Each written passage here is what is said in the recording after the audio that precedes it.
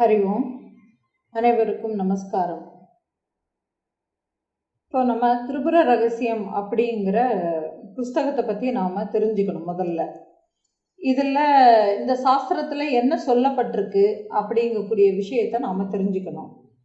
திரிபுர ரகசியம் அப்படிங்கும் போதே அதுக்குள்ளவேயே எல்லாமே அடங்கிடுச்சு. திருப்புரையோட ரகசியம், திருப்புரையின் ரகசியம். இது திருப்புரையின் ரகசியம்னா, திருப்புரையினுடைய ரகசியத்தை தெரிஞ்சா என்ன ஆகும்? ஒரு நிம்மதி கிடைக்கும். அப்ப திருப்புரையினுடைய ரகசியம் என்ன? அப்ப திருப்புரைங்கிறது யாரு இல்லையா? திருப்புரைன்னா மாயாதான் திருப்புரை, மாயை தான் திருப்புரை அப்படின்னு ஸ்வேதாஸ்வதர உபனிஷத்து சொல்றது. சரி, அப்ப மாயை தான் திரிபுரை அப்படின்னா அதனுடைய ரகசியம் என்ன? ஏன்னா மாயைங்கிறது காரணமாட்டு இருந்து காரியமாட்டு தெரியறது. பிரபஞ்ச தோற்றங்கள் எல்லாமே காரியம். அப்போ காரணம் மாயை, காரியம் பிரபஞ்ச தோற்றங்கள் எல்லாம், அதாவது ஜீவ ஜகத்துகள் எல்லாம் காரியங்களாட்டு இருக்கு. அப்போ காரணம் மாயை, காரிய தோற்றங்கள். அப்போ இதுதானா அப்படிங்கிறத தெரிஞ்சுக்கிட்டா அப்புறமா அதுக்கு மேலே வேற எங்க இருக்கு? அப்போ தோற்றங்கள் எல்லாமே மாயை தான் அப்படிங்கிறது ஆகிப்பட்டதில்ல. அப்போ இதை தெரிஞ்சுக்கிறது தான் திருப்புரை ரகசியம் அப்படிங்கிறது. இது சொன்ன மாத்திரத்துல யாருக்கு என்ன புரிஞ்சுது? அது எப்படி ஒத்துக்க முடியும்? நாங்கிறது இருக்கிறேனே, நான் இருக்கிறேன், நான் சில அடையாளங்களோடு இருக்கிறேன், நான் ஆணாக இருக்கிறேன் அப்படின்னு நாம் நிறைய அடையாளங்களோட பொருத்தி வச்சு பார்த்துக்கிட்டு இருக்கிறோம். அப்போது நான் எப்படி மாயை தோற்றம் அப்படிங்கிறத எப்படி நான் ஏற்றுக்க முடியும் இல்லையா அப்படின்னு ஒரு கேள்வி வந்ததுன்னா, உண்மையிலேயே இது போகின்ற ஒரு தோற்றம்தான் அப்படிங்கிறத நிறைய உவமானங்களோட இந்த சாஸ்திரம் நமக்கு தெளிவுபடுத்தி கொடுக்கிறது. அதாவது ஆத்மாவினுடைய ஆத்மாவிலிருந்து வெளிப்பட்ட ஒரு சக்தி மாயை. அப்ப இந்த மாயை எப்படி தோற்றங்களுக்கு உள்ள வருது அப்படின்னா, மனமாட்டு தோற்றம் எடுக்கிறது. அப்போ மனமாட்டு தான் இந்த உடம்புகளுக்கு உள்ள வியாபிச்சு, இந்த மனம் தான் என்ன பண்றது? சில ஆசைகளை வச்சுக்கிட்டு அந்த ஆசைகளை பூர்த்தி பண்றதுக்காக வேண்டி பலவிதமான உடம்புகளை எடுக்கிறது அப்படின்னு தெரிய வருது. அப்போ இந்த மனசுக்கு எப்பா நீ மாயைப்பா, நீ பிரம்மத்துக்கிட்ட இருந்து தான் நீ வந்திருக்கிற, அதனால நீ உன்னுடைய மூலத்தை நீ தெரிஞ்சுக்கோன்னு சொன்ன உடனேயே இந்த மனம் ஆமாம் சரிதான், நான் பிரம்மத்தினுடைய சக்தி தான், நான் மாயை தான் அப்படின்னு சொன்னால் அது உடனே ஏற்றுக்கிறது இல்லை. ஏன்னா பல ஜென்மாக்களாக அது பழக்கி வந்த பழக்க வழக்கங்கள் காரணமாட்டு அது நிறைய பிடிச்சி வச்சுக்கிட்டே இருக்கு. ஏன்னா மனசுக்கு ஒரு சுபாவம் என்னன்னா, எதையாவது ஒன்று பிடிச்சிக்கிட்டு தான் இருக்கும். ஒன்று ஒரு பேரை பிடிக்கும் அல்லது ஒரு உருவத்தை பிடிக்கும். இந்த உருவமும் பேரும் இல்லாத எதையுமே இந்த மனதுக்கு சித்திக்க தெரியாது. அப்படி இருக்கும்போது இதை இப்படி இருக்குமோ அப்படி இருக்குமோன்னு சொல்லிட்டு பலவிதமான கற்பனைகளில் அது உலாவிக்கிட்டு வந்துக்கிட்டு இருக்கக்கூடிய ஒன்றை போய் நீ இதுதான்ப்பா அப்படின்னு சொன்னால் அதுக்கும் ஒரு உருவத்தை கொடுத்து கற்பனை பண்ணி பார்த்துக்கும். ஓ பிரம்மம்னா என்ன?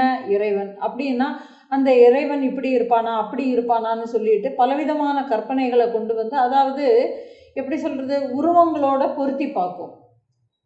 உருவங்களோட பொருத்தி பார்த்து பேர் எல்லாத்தையுமே வச்சுக்கிட்டு அதனோடவையே சிக்கி சுழண்டுக்கிட்டு, இந்த பேர் தானே நான், ஐயோ நான் இத்தனை நாளைக்கு தானே இருக்க போகிறேன், அப்புறமா இதெல்லாமே போயிட்டா நான் என்ன பண்ணுவேன்னு சொல்லிட்டு அழற மாதிரி அழுதுகிட்டு இருக்கு, சிரிக்கிற மாதிரி சிரிச்சுக்கிட்டு இருக்கு. அப்போது இந்த மனசுக்கு நீ எதெல்லாம் பிடிச்சி வச்சுக்கிட்டு இருக்கிறியோ அது எதுவுமே நிஜம் இல்லை, அது எதுவுமே நித்தியமானது இல்லை அப்படிங்கிறத புரிய வச்சு, அப்போ இது அவ்வளவுமையே விலக்கி அந்த மனசுக்கு காட்டி கொடுக்கும்போது மீதமாட்டு எஞ்சி இருக்கிறது எது? அந்த பிரம்மம் மட்டும்தான் அந்த இடத்துல எஞ்சி இருக்கும். அதாவது ஆன்மா மட்டும்தான் எஞ்சி இருக்கும். அதுதான்ப்பா நீ அப்படிங்கிறத இந்த மனசுக்கு காட்டி கொடுத்து உன்னுடைய நீ இதுல இருந்து தான் வெளியில வந்த அப்படின்னு சொல்லி காட்டி கொடுக்கறது தான். இப்போ இந்த மாயை தான் பலவிதமான தோற்றங்கள் எடுக்குதுன்னா அப்ப நீ நான் சொல்லிட்டு அவன் அவள் அது அப்படின்னு சொல்லிக்கிட்டு நாம எதை எடுத்துக்கிட்டாலுமே எல்லாமே அதனுடைய தோற்றம் தானே. அப்ப நம்மளுக்கு ஒரு நிம்மதி வருது இல்ல? ஏன்னா அப்பாடா இங்க என்னமோ நான் தான் இருக்கிறேன்னு நினைச்சுக்கிட்டு இருந்தேன், என்னவோ நான் இது அவ்வளவுமே கஷ்டம்னு நினச்சிக்கிட்டு இருந்தேன், இது அவ்வளவுமே எனக்கு எவ்வளோ பெரிய துக்கத்தை கொடுக்கறதுன்னு நான் நினச்சிக்கிட்டு இருக்கிறேன், நிம்மதியே கிடைக்காதான்னு ஏங்கிக்கிட்டு இருந்தேன் அப்படின்னு சொல்லி எல்லாத்துலேயே இருந்தும் இதுக்கு இந்த மனசுக்கு என்ன கிடைக்கிது? ஒரு விடுதலை கிடைக்கிறது. அப்போது இந்த மாயை பிரம்மத்தினுடைய ஒரு சுதந்திரமான ஒரு சக்தி. அப்போது இது இந்த உடம்புக்கு உள்ள வந்ததுனால கட்டது போல இருந்தாலும் ஆனால் இது நான் பூரண சுதந்திரமானவன் அப்படிங்கக்கூடிய உணர்வை அது தெரிஞ்சுக்கும் போது அது அடையக்கூடிய ஒரு சுகம் ஆன்ம சுகம்னு பேர். இதுதான் பேரானந்த நிலைன்னு சொல்கிறாங்க. அப்போ வெளி விஷயத்தில் ஓடிட்டு இருக்கக்கூடிய மனசை உள்முகமாட்டு திருப்பி அதை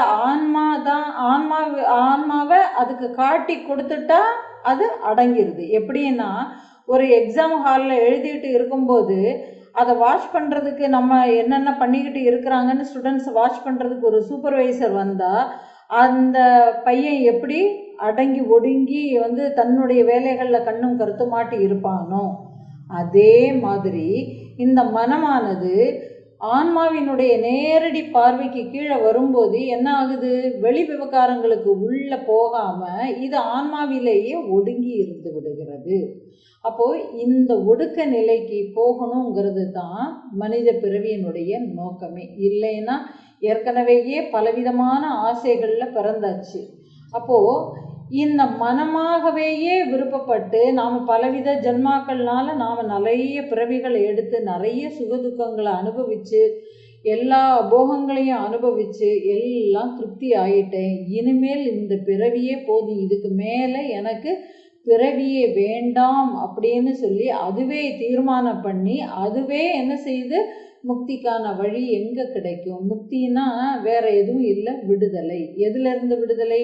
மனம் பற்றுதல்களை வச்சுக்கிட்டு இருக்குது, அந்த பிடித்தங்களை வச்சுக்கிட்டு இருக்குது, மனம் ஆசைகளை வச்சுக்கிட்டு இருக்கிறது, அபிமானங்களை வச்சுக்கிட்டு இருக்கிறது, நான் இங்கக்கூடிய அகங்காரத்தோடு இருக்கிறது. இது அத்தனையிலிருந்தும் விடுபட்ட மனமே தன்னை அறிய பக்குவமாக ஆகிறது.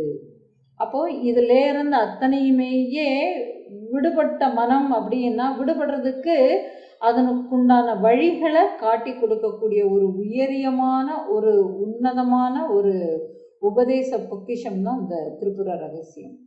அப்போது இந்த திருப்புரை ரகசியம்னா திருப்புரைனா மாயை, ரகசியம்ங்கிறது அவங்க உள்ளத்துக்குள்ள அவங்க அனுபவத்தில் தெரிஞ்சுக்க உணர்ந்து தெரிந்து தெளிந்து அறிஞ்சிக்க முடியுமே தவிர இது மற்றவங்களால இது இப்படித்தான் அப்படின்னு ஒரு வார்த்தையில் சொல்லிட்டு நான் பிரம்மம்னு சொல்கிறதுனால பிரம்மம் ஆயிட முடியாது.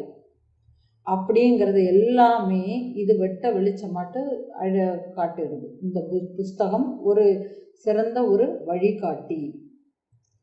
இந்த புஸ்தகத்தை இந்த திருப்புர ரகசியத்தை உபதேசமாட்டு முதல்ல கொடுத்தது பரமேஸ்வரன் மகாவிஷ்ணுவுக்கு உபதேசமாட்டு கொடுத்து மகாவிஷ்ணு பிரம்மாவுக்கு உபதேசம் பண்ணினார்.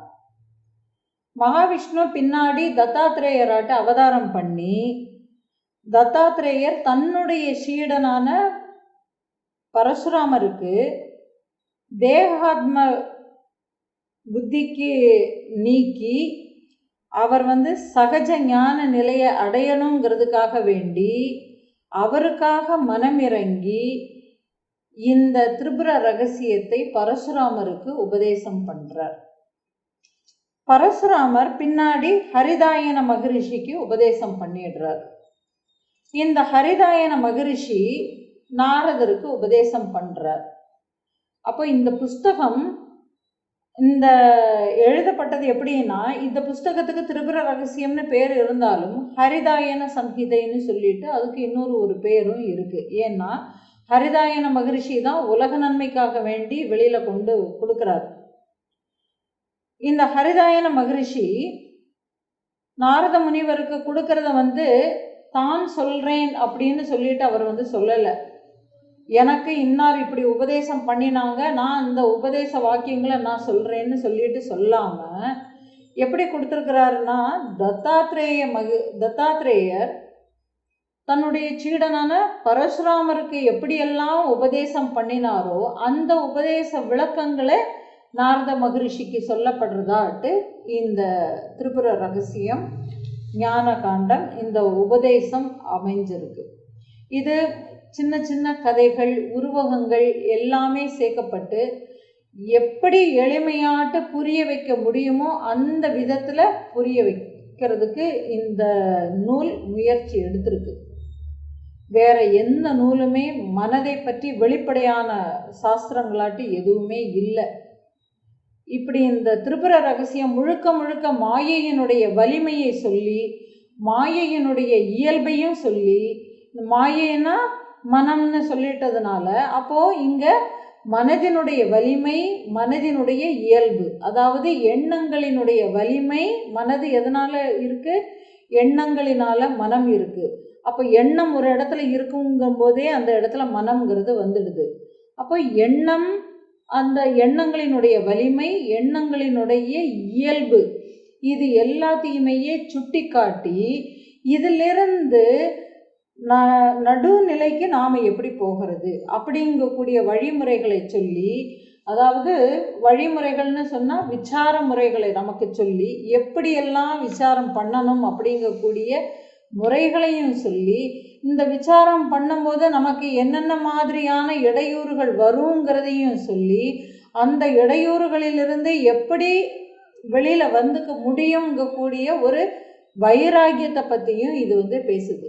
விவேகம், வைராகியம் அப்படிங்கிறத பற்றி முழுக்க பேசி, அதாவது முக்தி அடையணும்னா, முக்தியை விரும்பக்கூடியவனாட்டு இருந்தால், மகோன்னத நிலையை அடையணும்னு விரும்பினால், பரம சாட்சா்காரத்தை அடைய வேண்டும் என்று விரும்புபவனுக்கு, அதாவது பரம புருஷார்த்தத்தை அடையணும்னு விரும்பக்கூடியவனுக்கு, முக்தியை அடையணும்னு விரும்பக்கூடியவனுக்கு இது ஒரு சிறந்த ஒரு கைடு.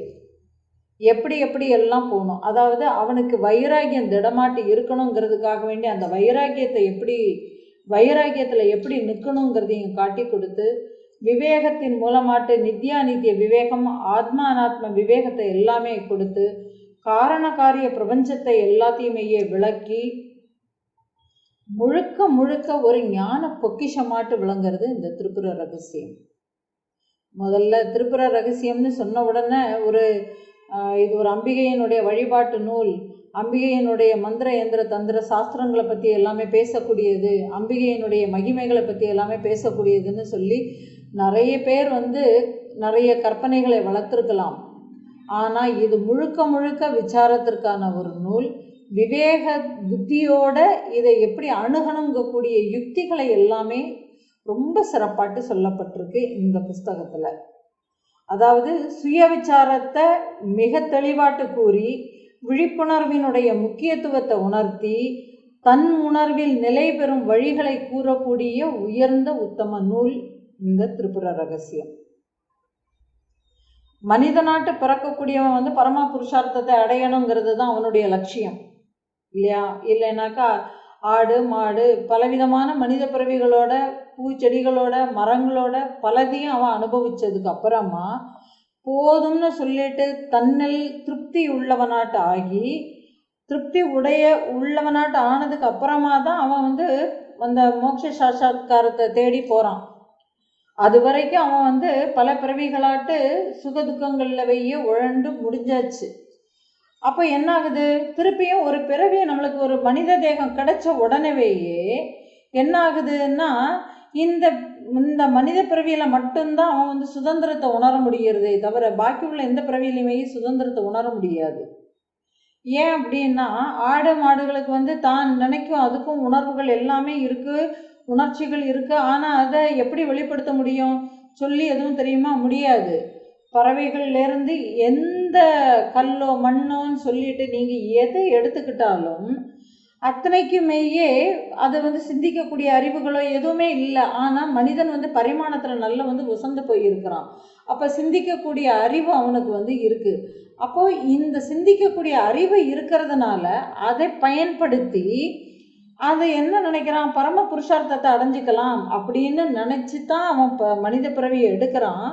ஆனால் எடுத்ததுக்கு அப்புறமா என்ன ஆகுதுன்னாக்கா, உலகியல் வழக்கங்களில் நம்ம பார்க்கக்கூடிய விஷயங்கள் அவனுக்குள்ள திணிக்கப்படுகிறது. இது இந்த சாஸ்திரம் நம்மளுக்கு அந்த மாதிரியான வழிமுறைகளை தான் நம்மளுக்கு சொல்லுது. ஏன்னா நம்மளுக்கு கபில கீதை இதை ரொம்ப அற்புதமாக சொல்லுது. ஏன்னா பிறக்கும்போது மனிதன், அந்த ஒரு குழந்தை பிறக்கும்போது அது பரம ஞானத்தோடு தான் அது பிறக்கிறது. ஆனால் அதுக்கு உண்டான சக்தி இல்லை, அதை வெளிப்படுத்தக்கூடிய சக்தி இல்லை, அது உணர்ந்து தெளியக்கூடிய ஒரு சக்தியும் இல்லாமல் இருக்கிறதுனால அந்த குழந்தைக்கு அந்த சமயத்துலவே என்ன சொல்லி கொடுக்குறாங்க? பாரு, இதுதான் உன்னுடைய அம்மா, இதுதான் உன்னுடைய அப்பா, இது இவர், இது அவர், இதுதான் இந்த பழம், இது பலாப்பழம், இது அன்னாசி பழம், இது மாம்பழம், இது வாழைப்பழம் அப்படின்னு சொல்லி எல்லாத்துக்குமே ஒரு பேரை கொடுத்து அதை பழக்கி வச்சு இது இப்படித்தான்னு சொல்லி அப்போவேயே என்ன கொடுக்குறோம்? நாம ரூபங்களை பழக்கப்படுத்தி எடுத்து கொடுத்துட்றோம். அப்போ இந்த நாம ரூபங்களோட பழக்கப்பட்டு வளர்ந்த குழந்தை ஒரு பலாப்பழத்தை கொண்டு காட்டி இது வாழைப்பழம்னு சொன்னால் இதை அக்செப்ட் பண்ணிக்க மாட்டோம்ல. இல்லை, இது பலாப்பழம் இல்லை, இது வாழைப்பழம்னா இது இப்படி இருக்கும், பலாப்பழம்னா இப்படி இருக்கும்னு சொல்லிட்டு பகுத்து ஆராயக்கூடிய அறிவு மனித பிறவிக்கு இருக்குது. அப்படிங்கிறதுனால உலகத்தில் உள்ள எல்லா ஜீவராசிகளுமே, அனைத்து ஜீவராசிகளுமே மனித பிறவிக்காக வேண்டி காத்துக்கிட்டே இருக்குது. அப்படி இருக்கும்போது இந்த கிடைச்ச இந்த ஒரு பிறவியை, இந்த பிறந்ததுக்கு அப்புறமா இது என்ன பண்ணியிருக்குது? எப்போதும் போலவே தனிப்பட்ட அடையாளங்களுக்கு உள்ளவையை உட்படுத்திக்கிட்டு சிக்கி சின்ன பின்னமாகி நான் துக்கத்தோடு இருக்கிறேன்னு சொல்லி கஷ்டப்படுக்குது, நான் ரொம்ப ஆனந்தத்தை அடையிறேன்னு சொல்லிட்டு சந்தோஷப்பட்டுக்குது, இடைப்பட்ட நிலையில் அதுவும் உட்காந்துக்குது, எனக்கு துக்கமாட்டி இருக்கேன்னு சொல்லிட்டு தன்னை தானே வருத்திக்குது, இதை செஞ்சால் சரியாகும், எதையாவது ஒன்று செய்யணும்னு சொல்லிட்டு அதாவது காரியங்களில் நாட்டம் கொண்டு எதையாவது ஒன்று செய்துக்கிட்டே இருக்கணுங்கக்கூடிய ஒரு முயற்சிகள் எல்லாத்துலேயுமே தீவிரமாட்டி இறங்கிக்கிட்டே இருக்குது. அப்போ இந்த நூல் எப்படி எச்சரிக்கை பண்ணுதுன்னா, இப்படியே போகிறதுக்காக வேண்டி உனக்கு பிறவி கொடுக்கப்படலப்பா, இப்படியே எதையாவது ஒன்று செய்துக்கிட்டே போனோம்னாக்கா நீ இப்படியே போய்கிட்டே தான் இருக்கும், இப்போ பிறவிகளும் போய்கிட்டே தான் இருக்கும். அப்போது இது யார் அந்த பரம புருஷார்த்தத்தை அடையணும், ஆத்மாவை அடையணும் அப்படிங்கக்கூடிய தன்னை அறிஞ்சுக்கணும் அப்படிங்கக்கூடிய நிலையில் யார் இருக்கிறாங்களோ இருக்கிறவங்களுக்கு இந்த நூல் என்ன சொல்லுதுன்னா, ஏற்கனவே எல்லா பலவிதமான பிறவிகளையும் நீ எல்லாத்தையுமே அனுபவிச்சாச்சு, இனிமேல் உனக்கு உள்ள இருந்து உன் அகவிழிப்பை உண்டாக்கி உனக்கு, அதாவது உள்முகமாக மனசை திருப்பி அந்த பயணத்துக்கு தயார் பண்ணுது. நீ எதெல்லாம் நித்திய அநித்திய விவேகம், ஆத்மா அனாத்மா விவேகம் எல்லாத்தையுமே தெளிவாட்டு விளக்கி இந்த மனதை அது எதெல்லாம் பிடிச்சு வச்சுக்கிட்டு இருக்கிறதோ அந்த பிடித்தங்கள்லேருந்து விடுபட்டு சுதந்திரமானவனாக அந்த மனதை உண்டாக்கி, ஆனால் அது ஆத்ம சுதந்திரத்தை அனுபவிக்கிறதுக்கு, இந்த மனசு அனுபவிக்கிறதுக்கு வழி காட்டி கொடுக்கறது இந்த புஸ்தகம். அப்போது முதல்ல என்ன செய்யணும்னு சொல்லுது? முதல்ல பக்தி வேணும். பக்தி, அந்த அந்த பராபக்தி. அப்போ பராபக்தியை எப்படி செய்யறதுங்கிறத இது சொல்லி கொடுக்கறது. பராபக்திங்கும்போது பக்தி பண்ணக்கூடிய இங்கே என்ன ஆகுதுன்னா, பக்தியில் துவைதம் வந்துடுது. எப்படி துவைதம் வருதுன்னா, பக்தி செய்யப்படுபவன் இருக்கான், பக்தி செய்யப்படுபவனிலிருந்து வேறாக இறைவன் இருக்கிறான். இறைவன் வேறையாட்டு இருந்தால் தானே நான் பக்தி பண்ண முடியும் இல்லையா? அப்போது இது முதல்ல அது துவைதத்தை சொல்கிற மாதிரி இருந்தாலும் அந்த துவைதத்தில் இருந்து அத்வைதத்தை நிலைநாட்டுறது. எப்படின்னா, நீ பூஜை பண்ணிக்கிட்டு இருக்கக்கூடிய இறைவனும் நீயும் சமமே அப்படின்னு சொல்லி பூரண சரணாகதியை அதுக்கு காட்டி கொடுத்து, இந்த சரணாகதி அடையக்கூடிய ஒரு சாதகன், பூரண சரணாகதி அடைய விரும்பக்கூடிய அந்த ஒரு சாதகன்கிட்ட சத்சங்கத்தினுடைய மேன்மையை வலியுறுத்தி அந்த சாதுக்களினுடைய சங்கமத்தோடவேயே இருந்து உயர்ந்த ஒரு ஞான நிலையை அப்போதுதான் அடைஞ்சுக்க முடியும் அப்படின்னு வலியுறுத்துகிறது. எது? இந்த திரிபுர ரகசியம் கூடியது. ஏன் சாதுக்களினுடைய சங்கமத்துல மட்டும்தான் நம்ம என்ன சொல்லுவோம்னா, பாத்தியா நான் எவ்வளவு புண்ணியம் பண்ணியிருக்கிறேன், என்னுடைய புண்ணியத்தினால எனக்கு இவங்களுடைய தொடர்பு கிடைச்சதுன்னு நம்ம சொல்லிடுறோம். என்னுடைய புண்ணியத்தினால நான் எத்தனையோ ஜென்மாக்களில் பண்ணின நிறைய புண்ணியங்களினுடைய பலனாக எனக்கு இந்த சாஸ்திரங்கள் எல்லாம் கேட்க முடியறதுன்னு நாம் நினைக்கிறோம், நாம் சொல்லிடுறோம் நிறைய பேர்கிட்ட. ஆனால் சாதுக்கள் என்ன சொல்லுவாங்க தெரியுமா? ஞானிகள் எல்லாருமே இங்கே நான் ஒருத்தன் இல்லவே இல்லை, அதுக்கு முக்கியத்துவமே கொடுக்க மாட்டாங்க. நான்ங்கிறது டேஷ் டேஷ் டேஷ், ஏன்னா அதை நீயே தான் கண்டுபிடிச்சிக்கணும். அவர் ஒரு பேரை கொடுக்க முடியாது. அப்போ அவர் சொல்கிறது எது? தத்துவமசின்னு சொல்லிடுறாரு. ஞானி தத்துவமசி, நீ அதுவாகவே தான்ப்பா இருக்கிற. தத்துவமசின்னா நீ அதுவாகவே இருக்கிறாய்னா என்ன அர்த்தம்? நீயும் அந்த பிரம்மமும் ஒன்று, நீ ஆன்மாதான், நீ அதுவாகவே தான் இருக்கிற. ஆன்மா வேற பிரம்மம் வேற இல்லை அப்படிங்கக்கூடிய கருத்துக்களை எல்லாமே சொல்லி கொடுத்து காட்டி கொடுத்துறாரு. தத்துவமசின்னு அவனுக்கு அவனுடைய உண்மை தன்மையை காட்டி கொடுத்துட்றாரு. அப்போ நான் என்னுடைய புண்ணியத்தினாலன்னு சொல்றத சாதுக்கள் ஏத்துக்க மாட்டாங்க. ஏன்னா இங்க உன்னுடைய புண்ணியம்ங்கிறது ஒண்ணுமே இல்லையேப்பா. நீங்க ஒரு உடம்பு எடுத்ததுனால உன்னுடைய புண்ணியம் எங்கேருந்து வந்தது? நீ இதுக்கு முன்னாடி என்ன வாட்டி இருந்த, என்னென்ன பண்ணினங்கிறது உனக்கு தெரியுமா? நீ ஒரு லிஸ்ட் போடு அப்படின்னா லிஸ்ட் போட தெரியுமா? யாருக்கும் முடியாது இல்லையா? அப்போ ஞானிகள் மட்டும்தான் எப்படி அந்த ஒரு உணர்வோடவையே நம்மளை இருக்க வைப்பாங்க. நான் எங்கக்கூடிய அகங்காரத்துக்குள்ள நம்மளை போக விட மாட்டாங்க. அப்போ அந்த சாதுக்களினுடைய சங்கம் எதை வலியுறுத்தும்னா, இங்க நான் எங்கக்கூடியது இல்லவே இல்லை, இருக்கிறது அதுதான். அதனுடைய அனுகிரகத்தினால மட்டும்தான் என்ன ஆகுது? இந்த ஒரு உயரிய நிலையை அடையணுங்கக்கூடிய எண்ணம் வர்றதுக்கு காரணமே அதனுடைய அனுகிரகம் தான் அப்படின்னு அவங்க அதனுடைய ஆற்றலை இன்னமும் மகிமைப்படுத்தி மகிமை பொருந்தியதாக நம்மளை ஆக்கி அந்த உணர்விலவையே நம்மளை ஒன்ற வைக்கிறாங்க. இது சாதுக்களினுடைய சங்கத்தில் மட்டும்தான் நடக்கும், ஞானிகளினுடைய கூட்டுறவுல மட்டும்தான் நடக்கும். ஏன்னா அங்கே வேற உலகியல் விஷயங்கள் அங்கே பேசப்பட மாட்டாது. உயர்ந்த கருத்துக்களும் உயர்ந்த ஞான கருத்துக்களும் உன்னதமான விஷயங்களை பற்றி தான் அங்கே பேசப்படுமே தவிர உலகில் உள்ள உலகாதயன விஷயங்கள், இதில் என்ன போனால் என்ன லாபம் கிடைக்கும், என்ன நஷ்டம் கிடைக்கும்னு சொல்லிட்டு அந்த ஒரு பொருளை சார்ந்த ஒரு விஷயங்கள் அங்கே பேசப்பட மாட்டாது. அதனால் சத்சங்கம் எவ்வளவு மகிமை வாய்ந்தது அப்படின்னு சொல்லி சத்சங்கத்தினுடைய மகிமைகளை உயர்த்தி சொல்லக்கூடியது இந்த திரிபுர ரகசியங்கக்கூடிய ஒரு பொக்கிஷம். அப்போது இந்த சாதுக்களினுடைய சங்கமே சத்சங்கம் அப்படிங்கக்கூடியதை தெரிஞ்சதுக்கு அப்புறமா அந்த ஞானிகள் சொல்லக்கூடிய விஷயங்கள் எவ்வளவு உயர்ந்த தத்துவங்கள் உபதேசங்கள் எல்லாத்தையுமேயே உள்வாங்கி அப்போ அதை பூராவுமே கேட்டு கவனமோட கேட்டு அதையே சிந்தனை பண்ணி அந்த சிந்தனைகளோடவேயே இருக்க இருக்க என்ன ஆகுறது? மனம் ஒரு பக்குவ நிலைக்கு வந்துடுது. அப்போ பக்குவ நிலைக்கு வந்ததுக்கு பக்குவம் அடைந்த மனம் என்ன செய்யும்? உன்னத நிலையை நோக்கி தான் பயணிக்கும் இல்லையா? அப்போ அந்த உன்னத நிலையை நோக்கி பயணிக்கக்கூடிய அந்த முமுட்சுக்கள்னு சொல்கிறோம்.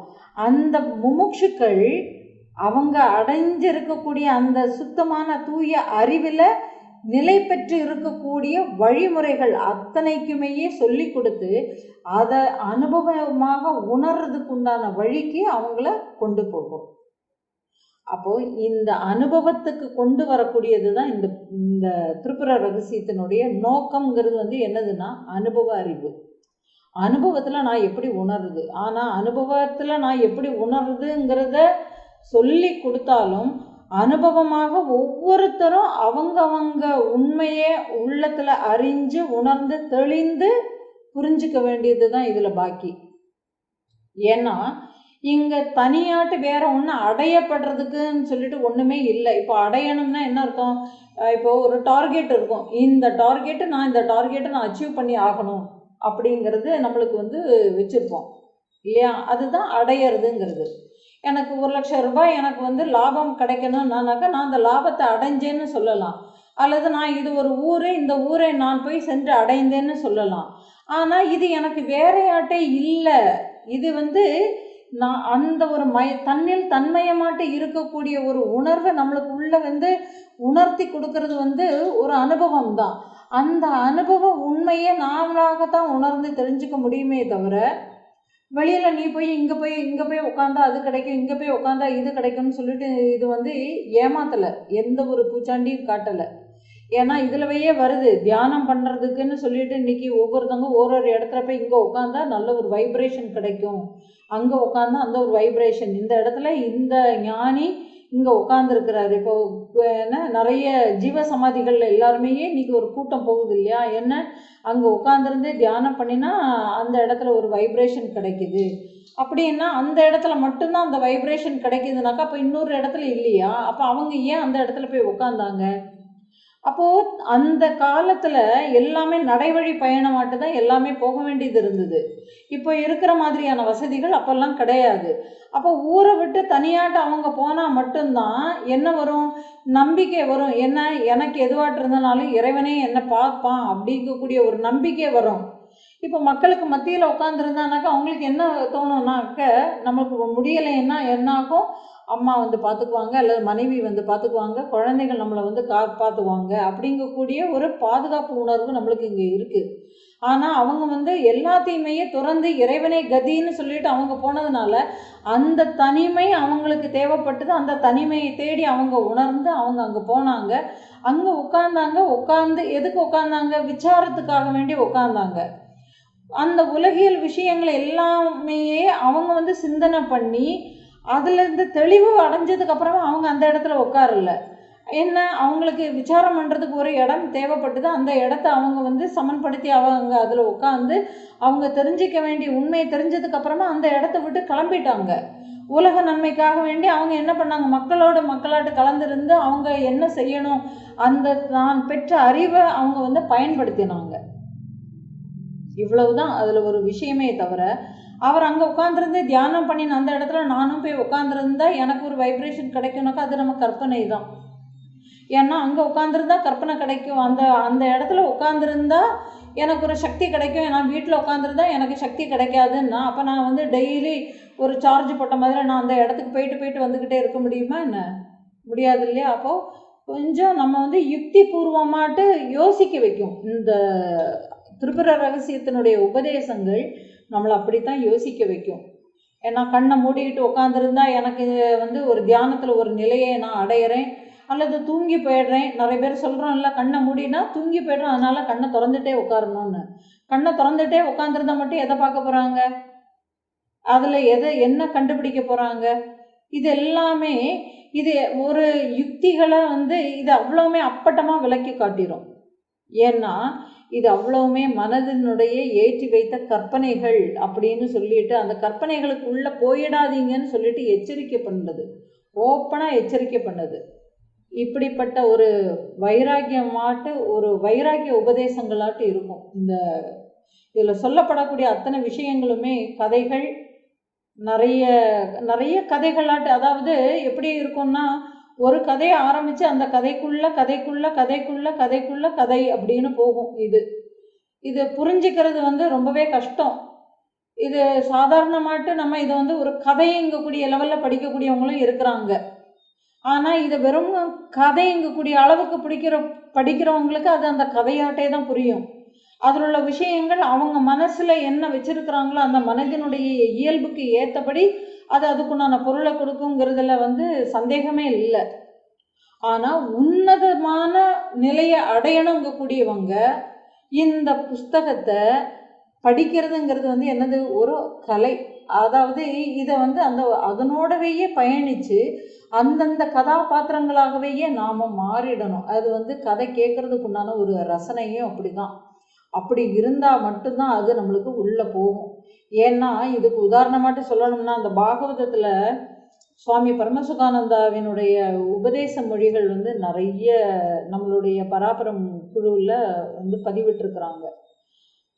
அவர் அந்த விஷயங்களை ஆரம்பத்தில் சொல்லும் போதே, ஏன் இதை வந்து சொல்கிறேன்னா, இது எதுவுமே நான் சொன்னதுன்னு இல்லை, ஞானிகள், உத்தமமான ஞானிகள் எல்லாருமே அந்த உண்மையை அப்படி தான் உணர்ந்து சொல்லியிருக்கிறாங்க. பாகவதத்தை சுகர் வந்து சொல்கிறாருனாக்க பிரகலாதனுடைய ஹிருதயத்துக்குள்ளே இருந்து அவரே கேட்குறாரு. இப்படி தான் வரும் அதில். அதாவது இங்கே கேட்குறவர் தனி, அங்கே சொல்கிறவர் தனிங்கக்கூடிய பாகுபாடே இல்லை. ஏன்னா இது இந்த நிலையை தான் இது வந்து சொல்லப்படுது. அப்போது இந்த உயர்ந்த ஒரு ஞானத்தை அடையிறதுக்குண்டான வழிமுறைகளை போதிக்கக்கூடிய ஒரு உயர்ந்த ஒரு நூல் இந்த திரிபுர ரகசியம். இதனுடைய மகிமைகள் அது உணர்ந்து அனுபவிக்கும் போது தான் அது தெரிய வரும். ஆக இது வந்து ஸ்ரவணம், மனனம், நிதித்தியாசனத்தை பற்றி ரொம்ப எலாபரேட்டாக, ரொம்ப விரிவாட்டு சொல்லப்பட்டு முழுமையான சாதகன் ஆத்ம ஞானத்தை அடைஞ்சு, அதாவது சகஜ ஞான நிலையை வச்சிடும். இதை முறையாட்ட படித்தா, இதை முறையாட்ட அந்த சொல்லியிருக்கக்கூடிய யுக்திகளை கடைப்பிடிக்கும் போது நாம் எல்லாருமே சகஜ சமாதி, அதாவது சகஜ ஞான நிலையை அடைவது திண்ணம். இதில் வந்து எந்த விதமான சந்தேகமுமே கிடையாது. இந்த நூலில் 10 அத்தியாயங்களில் வந்து சத்சங்கத்தினுடைய மகாத்மியத்தை விளக்கக்கூடிய வகையில் ஹேமச்சூட பாக்கியானம்னு கதைகள் சொல்லப்பட்டிருக்கு. அப்புறமா ஜகத்தினுடைய உண்மைத்தன்மையை விளக்கக்கூடிய அளவுக்கு கண்டமலை தரிசனம்னு சொல்லக்கூடிய ஒரு 3 அத்தியாயங்களில் விளக்கியிருக்கிறாங்க. அப்புறமா ரிஷிகளுக்கு வித்யாதேவியை வந்து வித்யா கீதைங்கக்கூடிய ஒரு பொக்கிஷத்தை வந்து உபதேசம் பண்ணியிருக்கிறாங்க. அது ஒரு அத்தியாயத்தில் இருக்குது. அப்புறமா ஞானிகள் ஆத்ம சாட்சா்காரத்தை அடைந்த ஞானிகளினுடைய பெருமைகளை விவரிக்கக்கூடிய வகையில் ராட்சச பாக்கியானம் அப்படிங்கக்கூடிய ஒரு அத்தியாயம் இருக்குது. இது போக மற்ற 4 அத்தியாயங்கள் எல்லாமே சேர்த்து மொத்தம் 22 அத்தியாயங்கள் இந்த புஸ்தகத்தில், இந்த புஸ்தகம் இல்லை, இந்த திரிபுர ரகசியத்தில் கூறப்பட்டிருக்கு. இதில் சொல்லக்கூடியது வந்து பிரம்மம் தன்னில் தானாக சுத்த ஞான ஸ்வரூபமாக ஒரு பக்கம் இருந்துக்கிட்டு, இன்னொரு பக்கம் தன்னுடைய மாயையான சக்தியால் ஜீவ ஜகத்துகளாக தோற்றுவிக்கிறது. அவ்வளவே தான், இதுக்கு மேலே அங்கே ஒன்றுமே இல்லை. அப்போது இது எல்லாத்தையும் பார்க்க போனால் ஒரே ஒரு வஸ்து, ஒரே ஒருத்தருடைய தோற்றம் மட்டுமே தான். அதாவது அந்த தோற்றம்ங்கிறது என்னது, அது போட்டுக்கிற ஒரு வேஷம். இப்போ மார்வேட போட்டிக்கு வந்து போகிறாங்க, என்ன பேப்பர் மேன்னு போட்டுக்கிறாங்கன்னு வச்சுக்கோமே, பேப்பருக்கு உள்ளே புதிஞ்சு உட்காந்துக்குவாங்க இல்லையா, அந்த பேப்பர் பூராவுமே மூடி இருக்கும். அதை வந்து பேப்பர் மேன் அப்படின்னு சொல்லிட்டு அனௌன்ஸ் பண்ணுறாங்க. ஏன்னா இதுக்கு சரியான உதாரணங்கிறது வந்து அதுதான். இப்போ அந்த பேப்பர் மேன் நம்ம வந்து நடந்து வராரு, அந்த அனௌன்ஸ் பண்ணுறாங்க. ஏன்னா ஏதோ ஒரு பண்டிகை காலங்கள்லாம் மார்வேட போட்டி நடத்துவாங்க இல்லையா, அப்போ பேப்பர் மேன்னு சொன்ன உடனே மேலே ஏற்றி விடுவாங்க. அது அப்படியே பேப்பர் வந்து நடந்து நடந்து வந்து அந்த இடத்துல வந்து ஒரு பேப்பரே ஒரு மனுஷ ரூபத்தில் வந்து நின்றுட்டுருக்கோம். அப்போ நம்ம கண்ணுக்கு அதுக்கு உள்ளே இருக்கிறது யாருங்கிறதே தெரியாது இல்லையா. அப்போ வெளியில் இருக்கக்கூடிய அந்த ஒரு பேப்பர் மட்டும்தான் தெரியும். உண்மை தானே, பார்க்குறவங்களுக்கு அது எப்படி தெரியும், வெளியில் அந்த பேப்பர் மட்டும்தான் தெரியும். பேப்பர் வந்து கையை அசைச்சிட்ருக்கு, பேப்பர் பேசுது, பேப்பர் காலை அசைச்சிக்கிட்டு இருக்கு அப்படின்னு. இப்போ அந்த பேப்பரை யாராவது போய் கிழிச்சிட்டாங்கன்னா என்னாகும், அந்த பேப்பர் வந்து ஐயோ என்னுடைய பேப்பர் வந்து, அந்த பேப்பர் மேன் என்ன செய்வான், என்னுடைய பேப்பர் கிழிஞ்சு போயிடுச்சு, என்னுடைய பேப்பர் வந்து போயிடுச்சு அப்படின்னு சொல்லிக்கிட்டு அதுக்காக வேண்டி வருத்தப்பட்டுக்கிட்டு இருப்பான் இல்லையா. அதே மாதிரி தான் இங்கே என்ன ஆகுதுன்னா, உள்ளே இருக்கக்கூடிய அந்த ஒரு மாயா சில காரணங்களுக்காக வேண்டி ஒரு சில காரியத்தை உத்தேசித்து அந்த காரியத்துக்கு அனுசரித்து அதுக்குண்டான உடம்பை எடுத்துக்குது, மனமாட்டு உடம்பை எடுத்துக்குது. அது அந்த உடம்பை ஒரு சில காரியத்துக்காக வேண்டி அது அந்த உடம்பை எடுத்துக்கிட்டாலும், ஆனால் காரணம் என்ன, உள்ளே இருக்கக்கூடிய அந்த மாயை தான் காரணம். நான் வந்து யாருடைய மாயை, பிரம்மத்தினுடைய சக்தியான மாயை அப்படிங்கக்கூடியது அதுக்கு தெரிஞ்சுக்க முடியாததுனால அந்த தோற்றத்தை நிஜம்னு நம்பி, எப்படி அந்த பேப்பர் கிழிஞ்ச உடனே அந்த பேப்பர் மேன் என்ன சொல்லுவான், ஐயோ நான் வந்து என்னுடைய இது போயிடுச்சு அப்படின்னு சொல்லிட்டு உடனே பதைக்கிறான் பார்த்தீங்களா. அதே மாதிரி எனக்கு இப்படி ஆயிடுச்சே, நான் இப்படி ஆயிட்டேனே, எனக்கு இப்படி வந்துடுச்சே, எனக்கு இந்த மாதிரி ஆட்டு எல்லாமே வரணுமா அப்படிங்கக்கூடிய தாக்கங்கள் எல்லாமேயே உழன்று துக்கப்பட்டது போல அது என்ன பண்ணிட்டு இருக்கு, துக்கத்தை அனுபவிக்கிறது. அப்ப என்ன ஆகுறதுன்னா, அது தனிப்பட்ட அடையாளத்துக்கு வரும்போது அது ஜீவனாகிறது. அப்போ இந்த தனிப்பட்ட அடையாளத்துக்கு உள்ள வரும்போது, அதாவது ஒரே மனம்தான் இருக்கக்கூடிய ஒரே மனம் என்ன ஆகுறதுன்னா, அதாவது இதை நீங்க வந்து மாயைங்கிறது திரிபுரை இஸ் ஈக்குவல் டு மாயை இஸ் ஈக்குவல் டு மனம் இப்படி வச்சுக்குவோம். இப்போ மனம்ங்கிறது நம்மளுக்கு ஈஸியாட்டு புரியுது இல்லையா? திரிபுரைனா மாயை, மாயைனா மனம் அப்படி எடுத்துக்கிட்டோம்னா, மனம் ஆசைகளுக்காக வேண்டி சில ஆசைகளை அனுபவிக்கிறதுக்கு ஒரு உடம்பை எடுத்துடுச்சு. இந்த ஒரு உடம்பை எடுத்துக்கிட்டதுனால இந்த தனிப்பட்ட ஒரு உடம்பே நான் அப்படிங்கிறத கருதிக்கிட்டு இந்த உடம்பு சார்ந்த அத்தனை விஷயங்களுமே தன்னுடையதுன்னு நினச்சிக்கிட்டுறது இருக்கிறதுனால அதுக்குள்ளவேயே சுகமாட்டு இருக்கு, அதுக்குள்ளவேயே துக்கமாட்டு இருக்குன்னு அழுது அழுது புலம்பி திரும்பியும் என்ன ஆகுது, அழுது புலம்புறதுனால என்ன ஆகும், ஏக்கங்கள் ஜாஸ்தியாகும், தாபங்கள் ஜாஸ்தியாகும் இல்லையா? அப்போ என்ன ஆகுதுன்னா, மாதிரி இதுக்குள்ளவேயே உழறதுனால திரும்பி பல தேகங்களை எடுத்து தனக்கு தானாகவே திருப்தி அடையிறது வரைக்கும் இது பல பிறவிகளை எடுத்துக்கிட்டே தான் இருக்கும்.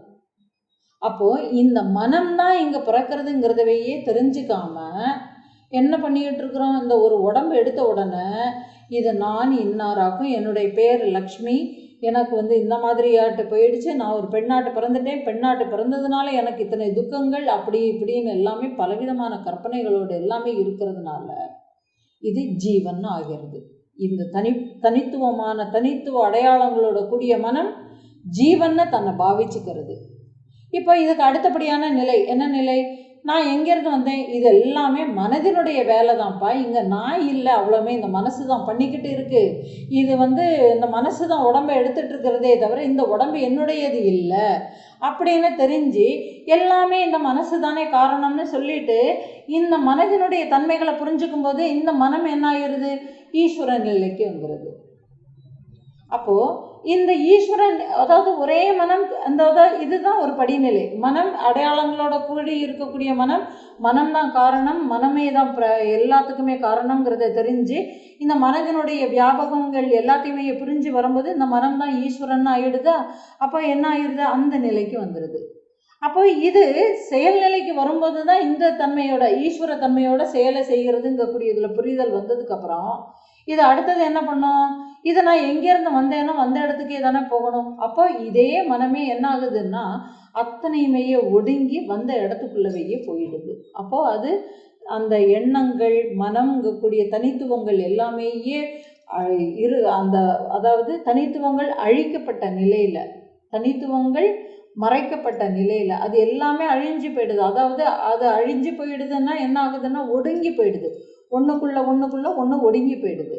எப்படின்னா, இப்போ வாசல் கதவு திறந்துருக்கு, முன்னாடி உள்ள அக்ரஹாரத்தில் உள்ள வீடுகளை பார்த்தீங்கன்னா நீளமாக நிறைய ரூம் இருக்கும் இல்லையா, அத்தமாக அது ஒரே வாசலோடு தான் இருக்கும். அங்கேருந்து வந்தால் ஒரு ஹால் தாண்டி அப்படி அப்படியே நேராக உள்ளே வந்துட்டு திருப்பி எப்படி வந்தோமோ வந்த வழியோடவேயே வெளியில் போகிற மாதிரி இது எப்படி இந்த ஒரு உடம்புக்குள்ளே வந்ததோ அதே மாதிரியாகவேயே நாம் என்ன பண்ணிக்கிறோம், இது இதுலேருந்து வந்தது, இது இதுக்கான காரணம், இது இங்கேருந்து வந்தது அப்படின்னு சொல்லி இந்த மனதுக்கு புரிய வச்சு அதனுடைய மூலத்துக்கு இது போய் ஒன்றி போயிடுது.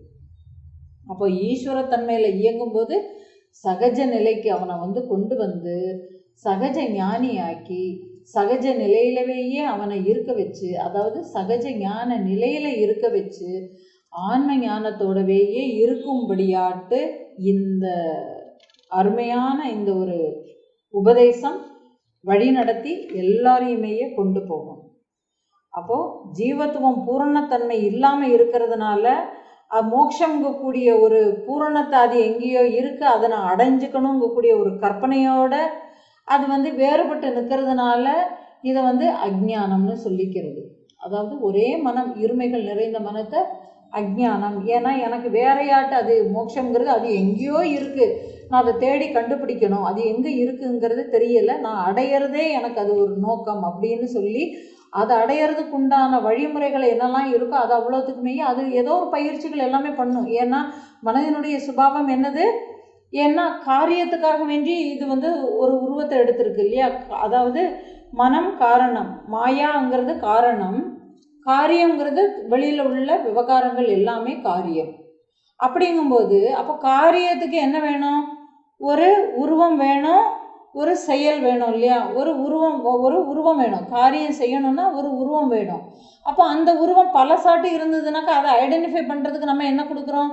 ஒரு பேரை வச்சுக்கிறோம் இல்லையா. அப்போ அதே மாதிரி தான் இது வந்து நாம ரூபங்களில் பலவிதமாட்டு சிக்கிக்கிட்டு இருக்கிறதுனால அது எங்கேயோ இருக்குன்னா அதை அடையணும்னு சொல்லிக்கிட்டு அதுக்கு பல பயிற்சிகள் முயற்சிகள்னு சொல்லிக்கிட்டு அதுக்கு முயற்சி பண்ணி அதனோடவே போய்கிட்டு இருக்கிறதுனால இது வந்து அஜ்ஞானத்தினால இருக்கக்கூடியதாட்டு இதே மனமே தன்னை வந்து ஒரு அஜ்ஞானின்னு தனக்கு தானே பாவிச்சுக்கிறது. அப்போ இந்த ஜீவ ஈஸ்வர ஒற்றுமையை இந்த திரிபுர ரகசியம் கூடிய இந்த ஒரு பெட்டகம் விளக்கி ஆத்ம ஞானத்தை எல்லாரும் பாரபட்சமே இல்லாம இந்த உயர்ந்த அமுத ரசத்தை யார் யாரெல்லாம் பருகிறாங்களோ அவங்களுக்கு எல்லாருக்குமே அந்த ஆத்ம ஞான சாட்சாத்காரம் பூரணமாட்டு கிடைக்குங்கிறது ரொம்ப நம்பிக்கையோட சொல்கிறோம். ஏன்னா இது அப்படிப்பட்ட ஒரு உயர்ந்த ஞான பெட்டகம். இது வந்து இந்த புஸ்தகத்தை இது புஸ்தகமாட்டு எடுத்து இதை வந்து ஞான முறையில் உபதேசமாட்டு எடுத்து அதை படிக்கக்கூடியவங்க ஒரு நாளும் அவனுக்கு வந்து துக்கங்கிறதே இருக்காது. ஏன்னா இது அவ்வளோ பெரிய ஒரு ஞானத்தை இது வந்து எளிதாட்டு எல்லாருக்குமே புரியக்கூடிய வகையில் தான் இது இருக்குது. அதனால் இவங்களுக்கு வந்து சம்சார துக்கங்கிறதே இருக்காது. அந்த அளவுக்கு அந்த குருநாதர் அந்த சிஷ்யனுக்கு அவ்வளவு யுக்திகளை சொல்லி அதை அனுபவத்துக்கு ஆக்கணுங்கிறதுக்காக வேண்டி அவர் நிறைய முயற்சிகளை எடுத்து நிறைய கதைகளை சொல்லி அதன் மூலமாட்டு எப்படியெல்லாம் சொன்னால் அந்த சிஷ்யனுக்கு புரியுமோ அந்த அளவுக்கு அதை வந்து புரிய வைக்கக்கூடிய நடைமுறைகளில் இந்த புஸ்தகத்தினுடைய போக்குகள் காட்டப்பட்டிருக்கு இந்த திரிபுர ரகசியம்ங்கிறதுல. அதனால எல்லாரும் இந்த திரிபுர ரகசியங்கக்கூடிய ஒரு உன்னத ஞான பெட்டகத்தை அனுபவிச்சு எல்லாரும் சகஜ ஞான நிலையை அடையணும் அப்படின்னு நானும் அந்த பரம இறைவனை பிரார்த்தனை பண்ணிட்டு குருவை நமஸ்காரம் பண்ணி இந்த முகவுரையை நான் சமர்ப்பிக்கிறேன்.